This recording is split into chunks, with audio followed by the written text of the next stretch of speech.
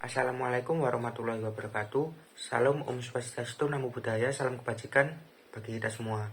Perkenalkan, kami dari kelompok 5 akan mempresentasikan materi mengenai advertising.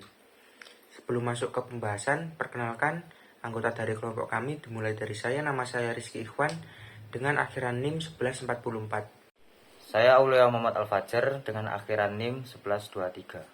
Perkenalkan, nama saya Amas Auliaki dengan NIM 2308 1020 1124. Halo, saya dengan nama Rapma Runesi Burian dan NIM 2308 1020 1121. Perkenalkan, nama saya Florencia Prima Devi dengan akhiran NIM 1133.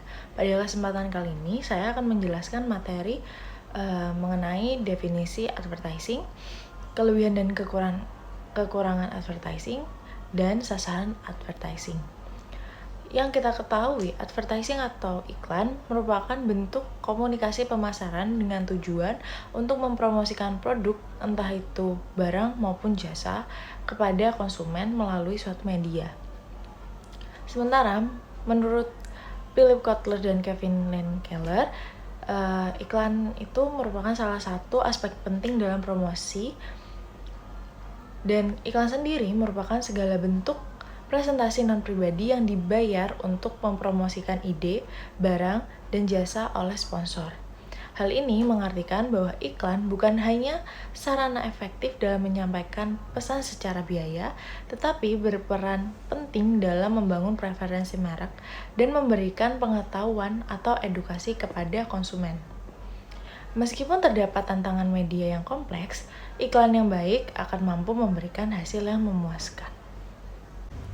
Selanjutnya, ada kelebihan dan kekurangan advertising, di mana dalam dunia pemasaran yang dinamis, periklanan menjadi salah satu alat yang penting bagi suatu bisnis untuk mencapai tujuan strategisnya.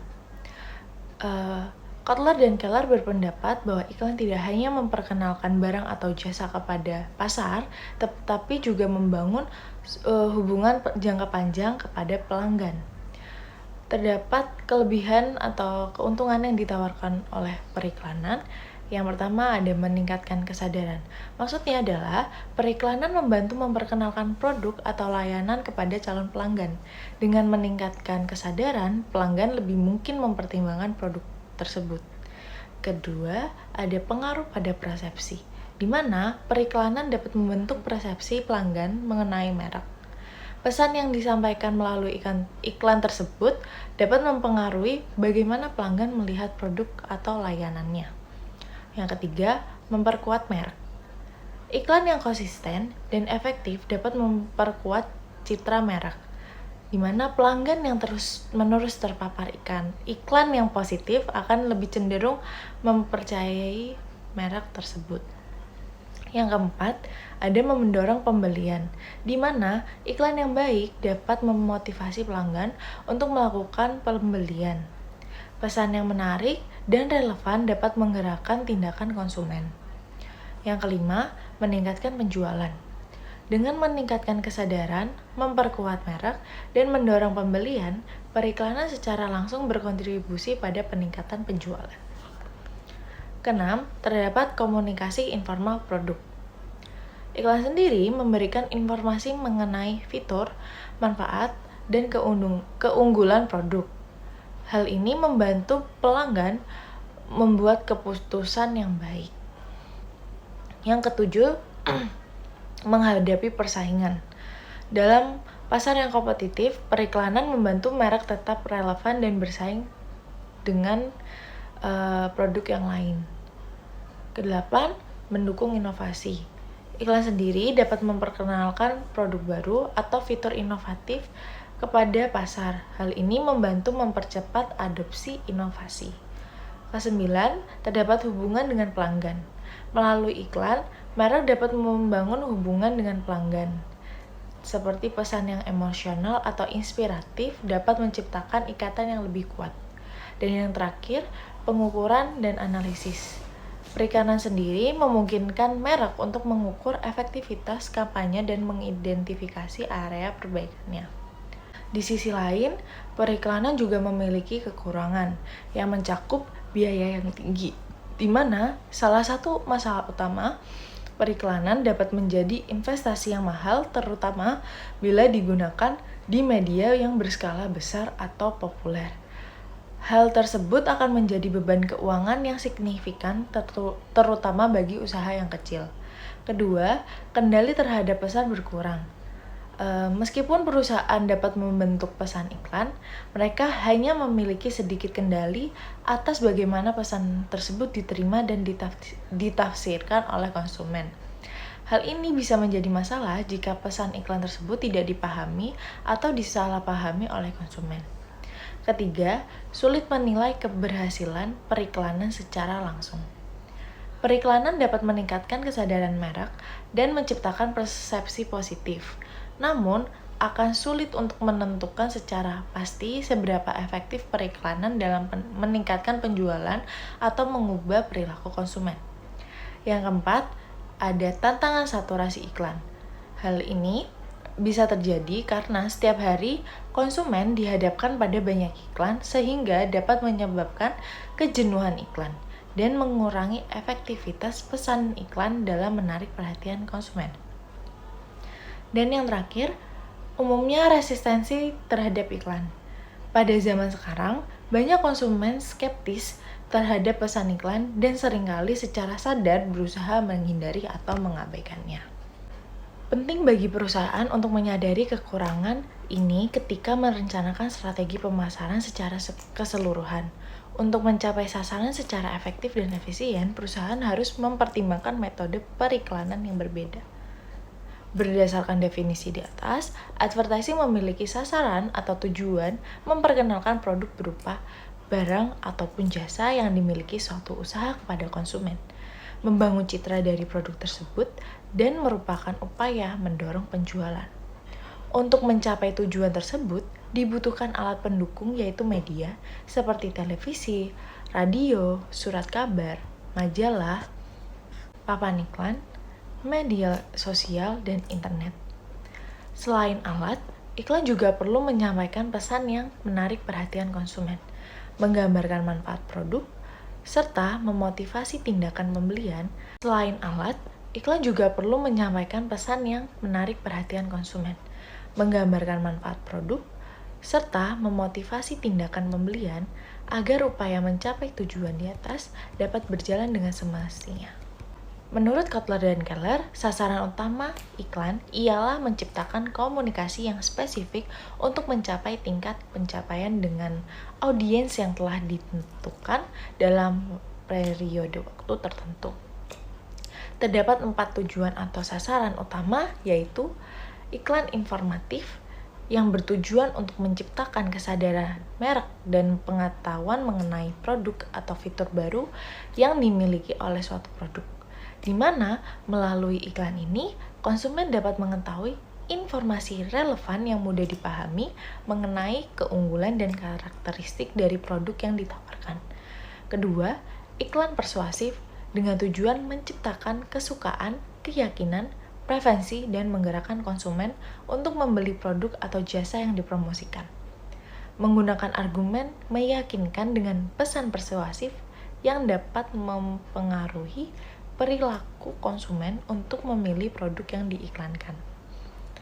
Yang ketiga, iklan pengingat memiliki fokus pada stimulasi pembelian berulang terhadap produk atau jasa yang sudah dikenal konsumen sebelumnya. Iklan ini bertujuan untuk mempertahankan minat konsumen terhadap merek dan mendorong mereka untuk melakukan pembelian kembali atau repurchase melalui pengulangan pesan dan pengingat keberadaan produk yang ditawarkan. Dan yang terakhir merupakan iklan penguat. Seperti namanya, iklan ini memiliki tujuan untuk meyakinkan konsumen jika keputusan mereka untuk membeli produk yang ditawarkan adalah tepat. Dengan memberikan testimoni positif dari manfaat yang ditawarkan oleh produk tersebut, iklan ini akan membantu konsumen untuk memperkuat keyakinan terhadap pilihan yang dibuatnya. Fungsi-fungsi advertensi.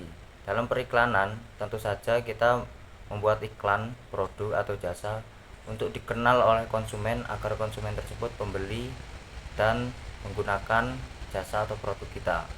Dalam poin pertama, informing, memberi informasi. Dalam iklan tersebut kita memberikan informasi yang membuat konsumen sadar akan merek kita dan membangun citra merek yang positif. Yang kedua, persuading, mempersuasi.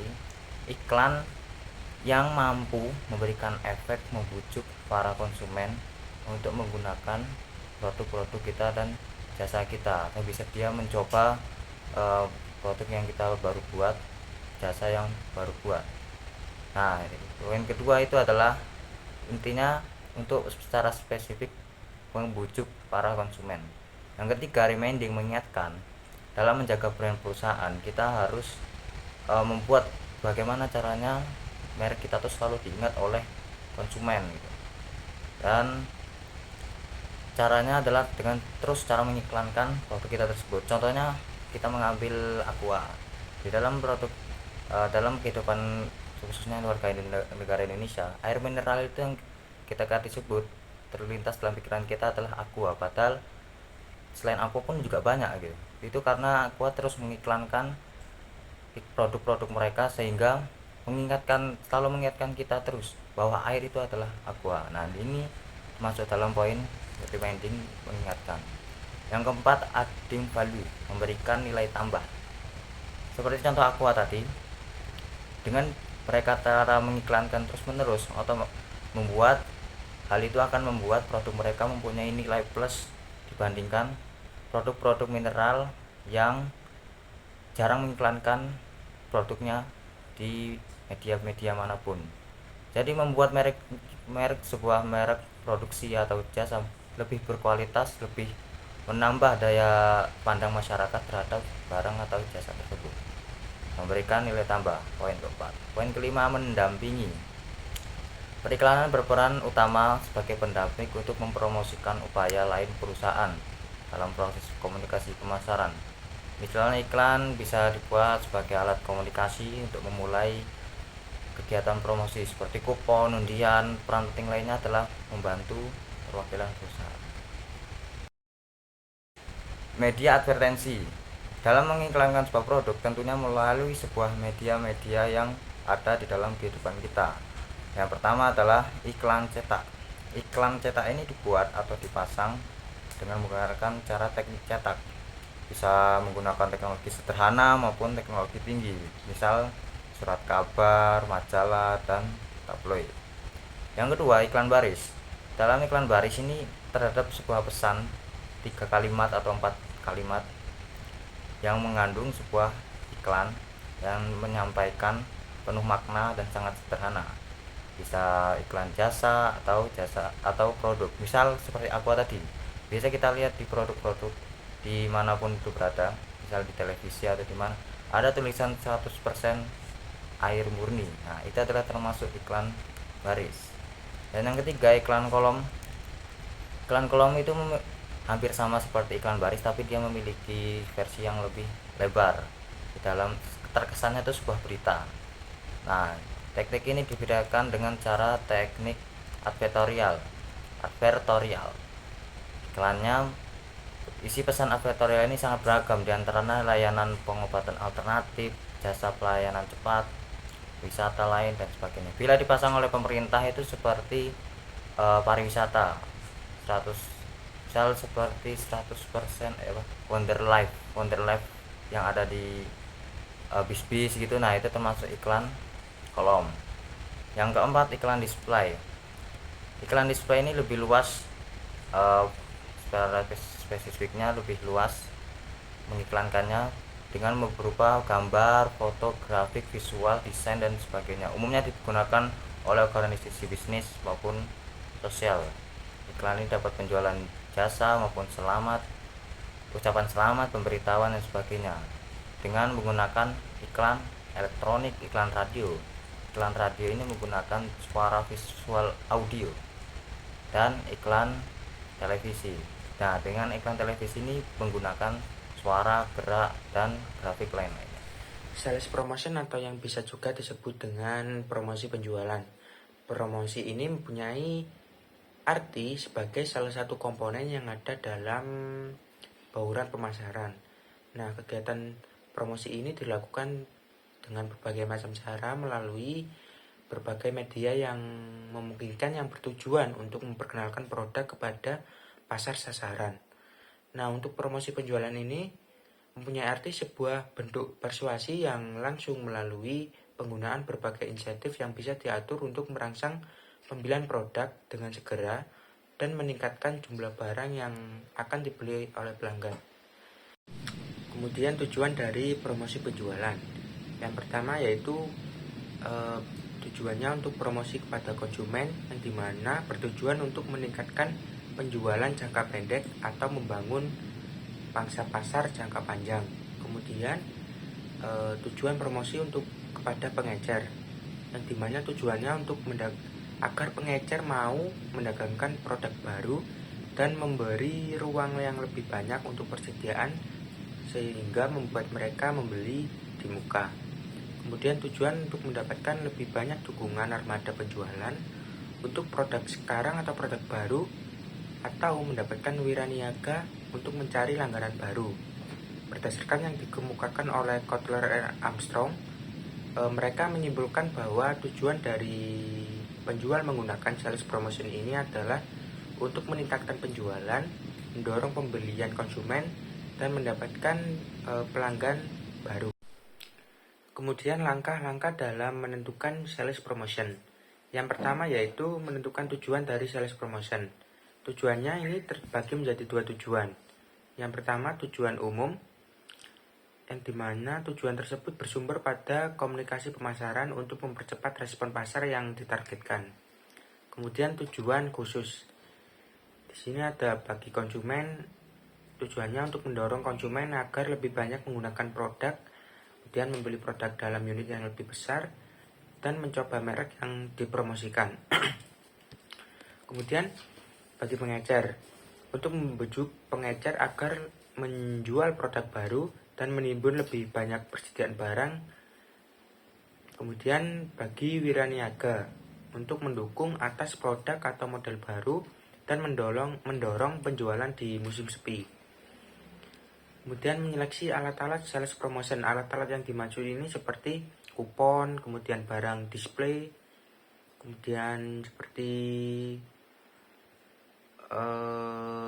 diskon-diskon dan sebagainya. Kemudian yang ketiga, alat promosi bisnis. Alat promosi bisnis ini seperti mengikuti bazar, pameran dan sebagainya.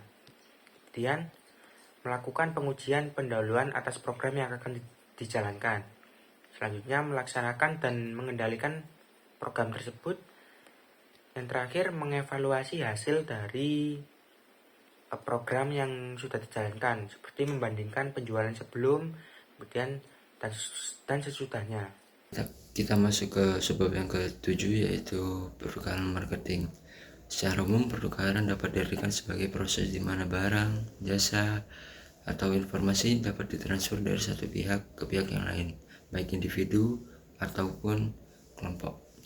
Dalam konteks pemasaran sendiri, pertukaran adalah proses memperoleh suatu produk yang kita inginkan dengan menawarkan sesuatu sebagai imbalannya. Kita masuk ke contoh jenis pertukaran marketing. Yang pertama ada barter. Barter sendiri adalah proses pertukaran barang atau jasa antar kedua pihak tanpa menggunakan uang sebagai alat perantara. Misal perusahaan A mempunyai keahlian di bidang promosi, dan akan tetapi desain dari iklan perusahaan A ini masih kurang bagus, kurang menarik ke mata masyarakat. Akan tetapi perusahaan B ini kebalikannya, untuk promosi dia kurang menarik, akan tetapi desainnya sendiri menarik, dan di sana ada timbul mungkin kerjasama antara kedua perusahaan ini untuk saling melengkapi kekurangannya sendiri-sendiri. Oke, slide selanjutnya yaitu contoh hubungan pertukaran pemasaran. Yang pertama, transaksi komersial. Ada penjual dan juga pembeli. Penjual menawarkan barang-barang atau jasa kepada pembeli, dan pembeli akan memberikan uang kepada penjual atas apa yang mereka dapatkan dari si penjual. Yang kedua yaitu transaksi kesempatan kerja antar majikan dan karyawan. Majikan memberikan upah dan jaminan sosial kepada karyawan, dan karyawan akan memberikan jasa produktif kepada majikan mereka. Oke, kita masuk ke yang ketiga, yaitu transaksi civic antara polisi dan rakyat. Polisi akan memberikan jasa produktif mereka kepada rakyat, dan rakyat akan bekerja sama kepada pihak polisi, dan rakyat juga akan membayarkan pajak tepat waktu agar polisi dapat mendapatkan upah atas kerja mereka. Oke, kita masuk ke yang keempat, transaksi religius. Kerja amal akan mengirimkan perasaan bahagia kepada si pendonor, dan pendonor ini mungkin akan memberikan beberapa uang sebagai imbalannya, dan ataupun juga bisa servis sebagai imbalannya. Oke, dalam marketing kita juga harus bisa memahami apa sih itu 4P: product, place, promotion, dan price. Perubahan teknologi sangat mempengaruhi dunia pemasaran. Jika kita tahu dulu, poster-poster iklan banyak ditemukan di pinggir jalan, dan sekarang poster-poster iklan berbentuk digital dan gampang kita temui di handphone atau media sosial yang kita sering main, seperti Instagram, Facebook, TikTok, Twitter, dan yang lain-lain. Dan itu menyebabkan kita harus tahu bagaimana sih cara menggunakan teknologi yang terbaru agar produk kita tidak ketinggalan zaman, promosi kita mungkin tidak kudet atau ketinggalan zaman, dan kita harus memperbarui produk, cara berpromosi, cara kita berjualan, di mana kita berjualan, dan kita harus memanfaatkan teknologi baru yang sangat canggih. Dengan adanya handphone, dengan adanya media sosial, semua kita bisa berpromosi, beriklan, berjualan dengan hanya menggunakan satu benda, yaitu dengan handphone. Di sini saya akan menjelaskan tentang ruang lingkup pemasaran. Setelah tadi kita mendengarkan penjelasan sebelumnya dari teman-teman saya tentang pemasaran, di mana pemasaran adalah bagian penting atau berperan penting dalam dunia bisnis, ya, karena berbanding lurus dengan kemajuan perekonomian dan industri modern. Lalu apa yang menjadi ruang lingkup pemasaran itu? Ruang lingkup pemasaran mencakup beberapa aspek penting seperti konsep atau cara kerja marketing, target pasar, bauran pemasaran, produk yang akan dipasarkan, dan siapa yang akan melakukannya, serta strategi pemasaran, proses pemasaran, tujuan pemasaran produk, riset pemasaran, analisis pemasaran produk, dan kegiatan pemasaran. Konsep pemasaran mencakup segala sesuatu yang berkaitan dengan penciptaan, pengembangan, dan pengemasan produk atau jasa yang akan ditawarkan. Lalu ketika kita berbicara tentang ruang lingkup pemasaran, pasti akan muncul tentang pertanyaan apa saja sih yang akan dipasarkan. Dalam kegiatan pemasaran ada 10 entitas yang akan dipasarkan, yaitu sebagai berikut. Yang pertama barang, yang kedua jasa, yang ketiga acara atau kegiatan, yang keempat pengalaman, yang kelima orang, yang keenam tempat, yang ketujuh properti, dan 8 organisasi, 9 informasi, serta yang ke-10 yaitu ide. Ke-10 entitas ini saling berhubungan untuk menjalankan suatu bisnis yang baik dan mendapatkan laba yang diharapkan. Namun dalam entitas ini, dalam ruang lingkup marketing ini, tidak hanya bersifat dijalankan saja, namun bersifat meresap karena berlaku untuk organisasi-organisasi yang mengejar laba maupun pada organisasi-organisasi yang tidak mengejar laba atau yang biasa kita sebut dengan non-profit. Ini juga tidak hanya berlaku untuk organisasi bisnis saja, tetapi juga untuk organisasi seperti organisasi-organisasi pendidikan, medis, pemerintah, non-pemerintah, sosial, agama, dan budaya. Semua organisasi dalam yang telah saya sebutkan tadi itu memasarkan produk dan layanan mereka untuk mencapai tujuan mereka dan memastikan kelangsungan hidup dan pertumbuhan mereka. Nah, yang menjadi kesimpulan dari materi hari ini, materi kali ini, yaitu tentang advertising atau periklanan yang menjadi kesimpulannya, yaitu di mana periklanan atau advertising merupakan suatu bidang atau kegiatan yang penting dalam kegiatan industri dan perekonomian modern yang banyak dicari oleh perusahaan dalam memperkenalkan produk atau jasa dan ditandai seiring dengan munculnya produk-produk baru sekarang yang ada di pasaran. Hal ini tentunya sangat membantu berjalannya instansi atau perusahaan untuk mempromosikan produk barang ataupun jasa, bahkan acara kepada masyarakat, serta membangun citra merek yang kuat untuk meningkatkan penjualan. Periklanan atau advertising ini dikemas sedemikian kreatif dengan strategi yang bertujuan untuk membagikan informasi, memikat, memengaruhi, menarik perhatian konsumen melalui ide-ide yang inovatif dan kreatif dalam iklan, dengan tujuan agar pesan iklan dapat dipahami, diingat, hingga memotivasi konsumen untuk melakukan tindakan tertentu seperti membeli barang tersebut. Sekian dari kelompok kami. Apabila terdapat kesalahan maupun kekurangan mohon dimaafkan. Wassalamualaikum warahmatullahi wabarakatuh.